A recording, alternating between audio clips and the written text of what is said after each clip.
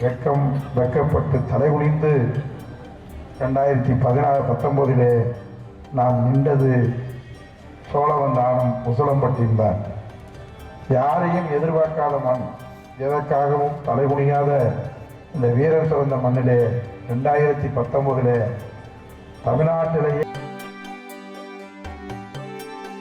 என்னை பொறுத்தளவில் எதையும் இன்றைக்கு முன்னோடியாக முதன்மையாக செய்ய கொண்டிருந்த மதுரை மாவட்டம் எதற்கும் தலைகுனியாமல் எதையும் நிமிர்ந்து எதை சொன்னாலும் அதை செய்தி காட்டக்கூடிய நம்ம வெக்கப்பட்டு தலைகுனிந்து 2019 நாம் நின்றது சோழவந்தானம் உசிலம்பட்டியில்தான். யாரையும் எதிர்பார்க்காத மண், எதற்காகவும் தலைகுனியாத இந்த வீரர் சிறந்த மண்ணிலே 2019 தமிழ்நாட்டிலேயே இன்றைக்கு எல்லாவற்றையும் ஜெயிக்க முடியாதெல்லாம் செய்துவிட்டு நாம் 2 தொகுதிகளும் அன்றைக்கு வாக்கு குறைவானது என்பதை நித்தம் நான் நினைத்துக் கொண்டிருக்கிறேன். இதற்கு எந்த வகையிலையும் கட்சியினுடைய பொறுப்பாளர்கள் தொண்டர்கள் சோர்ந்து விடக்கூடாது. அன்றைக்கு வேட்பாளருடைய அணுகுமுறை இருந்திருக்கலாம், நாம் உழைப்பதற்கு தயாராக இருந்திருக்கலாம். இங்கே தம்பி மணிமாறன் சொன்னார், பணபலத்தால் எல்லாவற்றையும் மிஞ்சுகிற அளவிற்கு பணம்தான் முக்கியம் என்று அந்த தேர்தலிலே நாம் தோல்வியுற்றோம். அது தேனி நாடாளுமன்றத்திற்கு உட்பட்ட அந்த 4 தொகுதியை விட நாம் தான் அதிகமான வாக்குகள் பின்தங்கி இருந்தோம் என்பது வேதனை எனக்கு. இங்கே பொறுப்பாளர் இருக்கிறீர்கள், என் அருமை சகோதரர்களே, இழந்த பெருமையை தலைகுர்ந்து நிற்கக்கூடிய நாம் தலை நிமிர்வதற்கு நீங்கள் என்ன சொல்லுகிறீர்களோ அதை செய்வதற்கு இந்த மாவட்டம் நிர்வாகம் தயாராக இருக்கிறது என்பதை மனதில் வைத்துக் கொள்ளுங்கள்.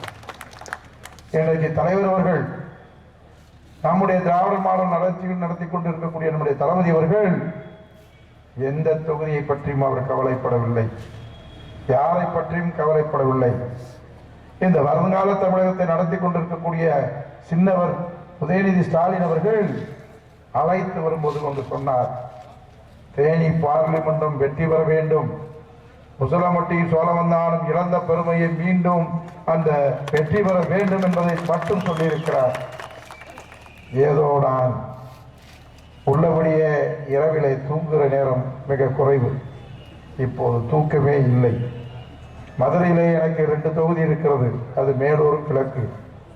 விருதுநகரிலே நம் திருப்பரங்குன்றமும் திருமங்கலமும் இருக்கிறது, அதை பற்றியெல்லாம் நான் கவலையே படுவதில்லை. இந்த உசிலம்பட்டியும் சோழவந்தானம் என்றைக்கு அதிகமான வாக்குகளை நாம் பெற்றுத்தந்தோம் என்ற பெருமையை பெறுகிறோமோ, மாண்புமிகு தமிழ்நாடு முதலமைச்சர் கையிலே இந்த 2 தொகுதிகளையும் இன்றைக்கு வெற்றி பெற்று தந்திருக்கிறார்கள், வாக்குகளை அதிகம் பெற்று தந்திருக்கிறார்கள் என்ற கேள்விப்படுகிறோமோ, அன்றுதான் திராவிட முன்னேற்ற கழகத்தில் இருக்கக்கூடிய அத்தனை பொறுப்பாளர்களுக்கும் அத்தனை தொண்டர்களுக்கும் தலை நிமிர்ந்து நடக்க முடியும். நான் அடிக்கடி சொல்வேன், தலைவர் அவர்களே, தேர்தல் வியூகம், தேர்தலுடைய ரிசல்ட் உசிலம்பட்டியில வெள்ளிலந்தையாக வெளிப்படையாக பேசக்கூடிய மக்கள் என்ன சொல்லுகிறார்கள் என்று கேட்டறியுங்கள்.